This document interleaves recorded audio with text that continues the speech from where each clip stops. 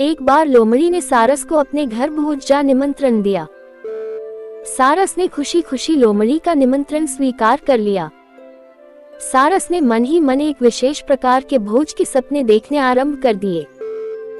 सारस सोच रहा था कि लोमड़ी सचमुच स्वादिष्ट भोजन उसके सामने परोसेगी। सारस का विचार था कि शीघ्र ही उसे स्वादिष्ट मछलियां और केकड़े खाने को मिलेंगे। आखिर वह दिन आ ही गया जब सारस भोज के लिए लोमड़ी के घर गया।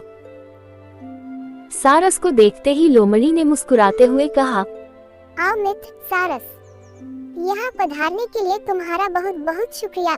इसके बाद सारस को लोमड़ी एक चौड़े उथले बर्तन के पास ले गई, जिसमें बहुत स्वादिष्ट सूप भरा हुआ था। सूप को देखते ही सारस के मुख में पानी आ गया और उसने थोड़ा सा सूप अपनी चोंच में भर लिया।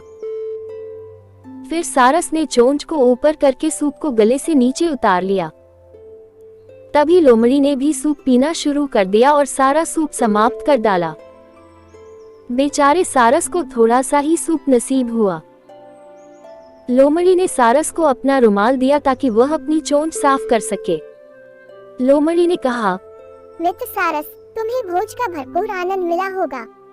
मुझे आशा है कि तुम्हें सूप अवश्य ही अच्छा लगा होगा। लोमड़ी की बातें सुनकर सारस को बहुत गुस्सा आया। सारस स्वयं को अपमानित महसूस कर रहा था। सारस जैसे ही लोमड़ी से विदा लेकर बाहर आया, तभी चतुर लोमड़ी सारस का उपहास करते हुए जोर जोर से हंसने लगी। अपमानित होकर सारस ने लोमड़ी से बदला लेने का निश्चय कर लिया। सारस ने निश्चय किया कि वह भी लोमड़ी को भोज के लिए निमंत्रित करके उसके साथ वैसा ही व्यवहार करेगा।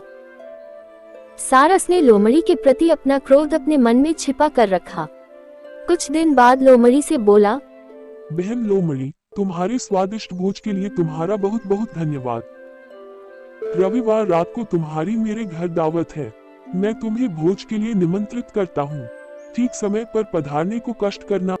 लोमड़ी ने सारस का निमंत्रण खुशी खुशी स्वीकार कर लिया और निश्चित समय पर सारस के घर पहुंच गई। सारस ने लोमड़ी का स्वागत करते हुए कहा, आओ बहन, जल्दी चलो, भोज का आनंद उठाएं। मुझे तो स्वादिष्ट मछलियाँ और केकड़े की खुशबू आ रही है। मैं अब प्रतीक्षा नहीं कर सकती। सारस लोमड़ी को एक सुराहीनुमा लंबे बर्तन के पास ले गया जिसमें केकड़े और स्वादिष्ट मछलियाँ भरी हुई थी। सारस ने सुराहीनुमा बर्तन में अपनी चोंच डाली और एक केकड़ा अपनी चोंच में फंसाकर आनंद से खाने लगा। इसके बाद सारस एक और खड़ा हो गया और लोमड़ी से भोजन करने के लिए कहा।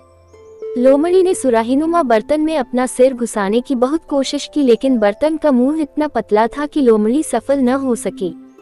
सारस ने पेट भरकर भोजन खाया और बेचारी लोमड़ी देखती ही रह गई। लोमड़ी गुस्से से पैर पटकती हुई अपने घर चली गई। सारस ने लोमड़ी का उपहास करते हुए कहा, लोमड़ी बहन, यह तो जैसे को तैसा था। इतना कहकर सारस जोर जोर से हंसने लगा।